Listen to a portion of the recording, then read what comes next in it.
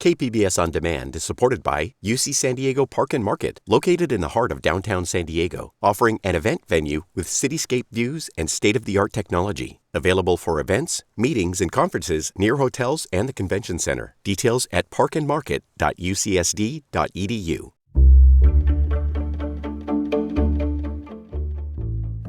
Good morning, I'm Lawrence K. Jackson. It's Friday, May 8th. We'll tell you about a new affordable housing community that opened downtown. More on that next, but first, let's do the headlines.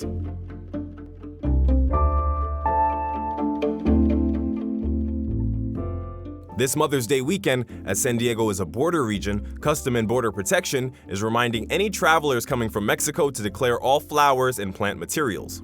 CBP says the weekend leading up to Mother's Day likely brings an increase in people traveling with greenery and bouquets.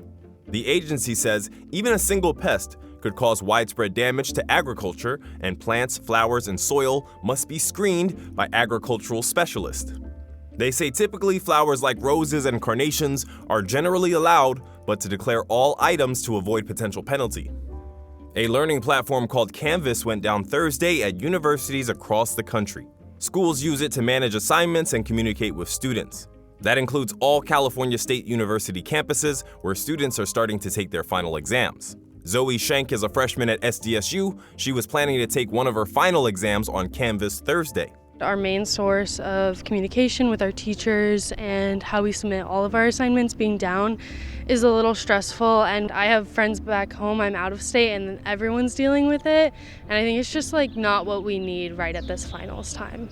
San Diego State says there is no evidence hackers have obtained Social Security numbers or banking information. The university asked faculty to be flexible with student deadlines.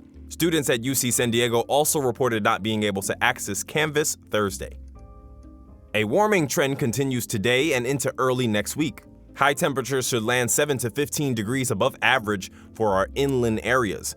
Downtown's high temperature is expected to be near 73 degrees on Friday and 76 degrees on Sunday, with lows landing around 60 degrees. An extreme heat watch is in effect starting Sunday morning and continuing through Tuesday evening.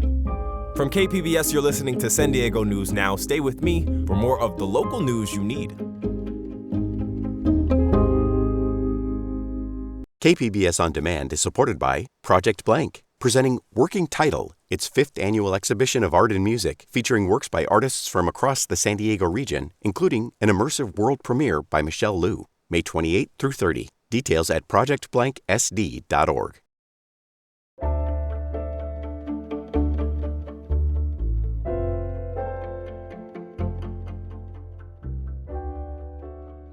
A new affordable housing complex in downtown San Diego officially opened its doors Thursday. As reporter Alexander Wen tells us, it was an emotional day for one formerly homeless resident. When I moved here, I couldn't believe it. Excuse me. It was a dream. Choking back tears, Isabel Fuentes recounts her story from homelessness to moving into Jacaranda on 9th. It's an affordable housing complex in Cortez Hill. The 88-unit complex is for households earning less than 25% of the area's median income.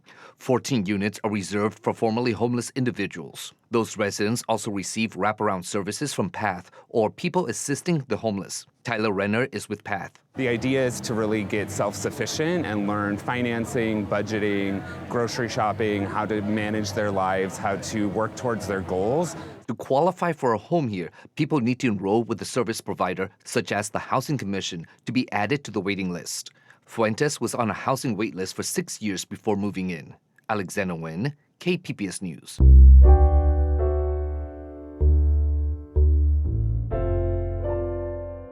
ICE has released details on thousands of arrests agents have made in San Diego and Imperial counties during President Trump's second term. Reporter Elaine Alfaro says the new information comes from members of San Diego's congressional delegation.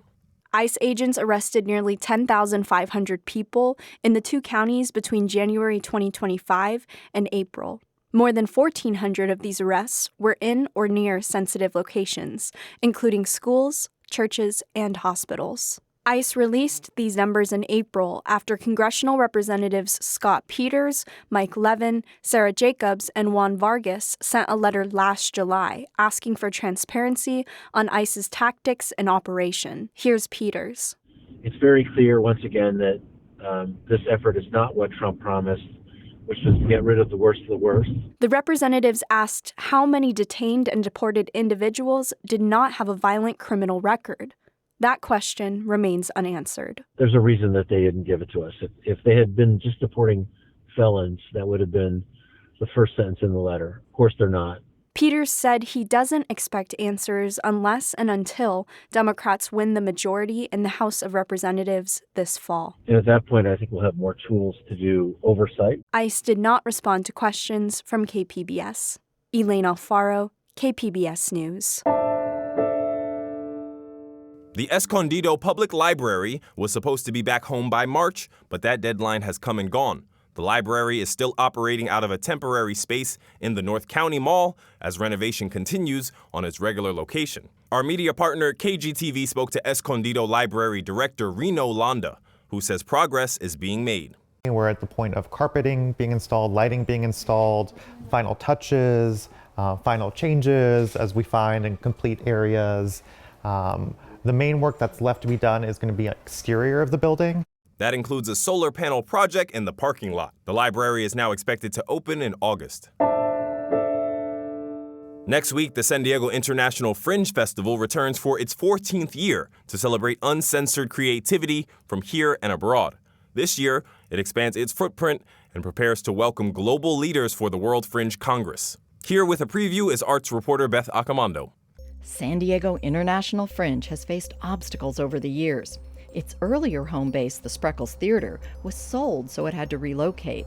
Then COVID forced a closure and reboot. But this year is about growth and expansion. We're here for our third year of the International Fringe Festival based at 49th and Logan Multicultural Complex. And so, Sean, I can hardly wait to show you the third venue. Cotta Pierce Morgan is an artist with a show at Les Girls Theater, but she's also the owner of a Lincoln Park property she's rechristened the 49th and Logan Multicultural Complex, where she's just added a new venue for producing director Sean Davis to use. And it's called Golden Corpse Theater. Where there's art, there's hope. Incredible. It's an incredible space, and I can't wait to be able to start using it and inaugurate it for the San Diego International Fringe Festival. Davis is also excited about returning to San Diego State University to add venues. They are partnering with us, so we've got 3 venues there. We're doing the SDSU main stage, formerly the Don Powell, the Prebys Theater, and the Experimental there. Fringe is also extending the reach of its BYOV, or Bring Your Own Venue, north to Poway and south to Ensenada, where San Diego Fringe founder and CEO Kevin Charles Patterson is now living. And it seemed like the perfect opportunity for us to add a venue down in this expat community I live in, and we're just looking at it as a pilot to try it out. This year, San Diego Fringe is proud to host the World Fringe Congress. Holly Lombardo is the managing director of the international organization, which turns 20 next year. What we set out to do is connect Fringe Festival directors and producers all over the world together and support them with creating new festivals and to share knowledge between festivals, basically. And now we support 300 Fringe festivals all over the world, all in different shapes and sizes, from the Edinburgh Fringe, which is the longest standing and largest in the world, to some of the smaller ones with 10, 15 events. Attending an early World Fringe Congress was life-changing for Patterson. It was so inspirational that from that time and that visit, I said, this is what I want to do. But what it brings to San Diego and what makes it special for us having it in San Diego is it puts us on this global arts and culture spotlight. But it's doing so at a challenging time, with the festival looking to potentially severe budget cuts and artists facing obstacles to travel, says Davis. One of our groups from Italy, not only were they denied a visa, they were told that they couldn't reapply for 10 years. So that was kind of shocking. Davis also had to contend with the new paid parking policies in Balboa Park. And I did not do daytime shows in Balboa Park this year. I've got one group that's doing some early shows, only because they can only be here for one day. But for all the other shows, we don't start Balboa Park until 6 p.m. so that we can kind of avoid having our audiences have to pay for parking. Being able to creatively pivot is just one reason Lombardo loves Fringe and calls herself a Fringeaholic. What excites me about them is the innovation and the forward thinking and the generosity of spirit that comes with the people that run them and the artists that take part in them and the venues that support them. It's lively, it's invigorating, the tickets are not expensive. It is a very exciting place to be, and the more you immerse yourself into it, the more you will get out of it, basically. And that goes for everybody, artists, festival directors, and audiences. As a certified Fringeaholic myself, I encourage everyone to at least dip a toe into Fringe and sample one show or spend an evening at one hub to experience the uncensored, audacious spirit that's uniquely Fringe. Beth Accomando, KPBS News.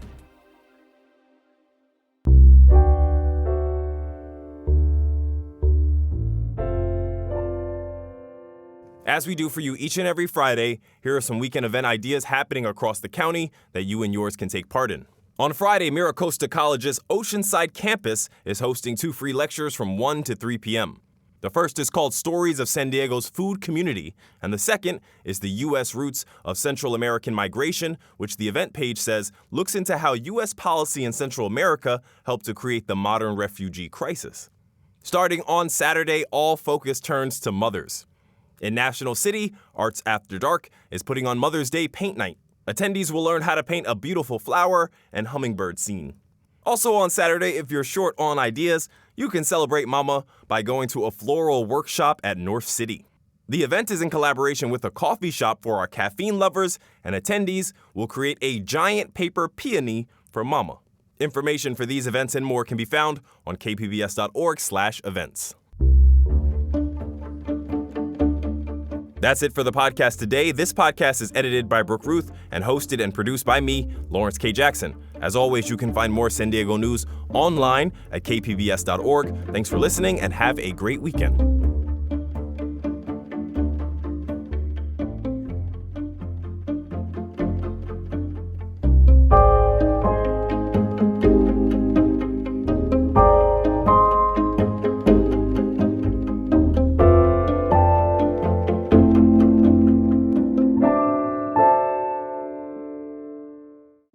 KPBS On Demand is supported by Bill Howe Plumbing, Heating and Air, Flood and Restoration Services. Family owned and operated for over 46 years, Bill Howe has been serving San Diego homeowners with home services since 1980. Bill Howe's full-service team offers heating and air solutions along with dedicated flood and restoration services and an expert plumbing team. Their trained professionals are available 24 hours a day, 7 days a week to respond to both routine needs and unexpected emergencies. Bill Howe is committed to providing excellent communication, transparent pricing, and quality workmanship on every job. Appointments can be scheduled by phone, online, or through live chat at their website. Call 1-800-BILL-HOWE or visit billhowe.com because we know how.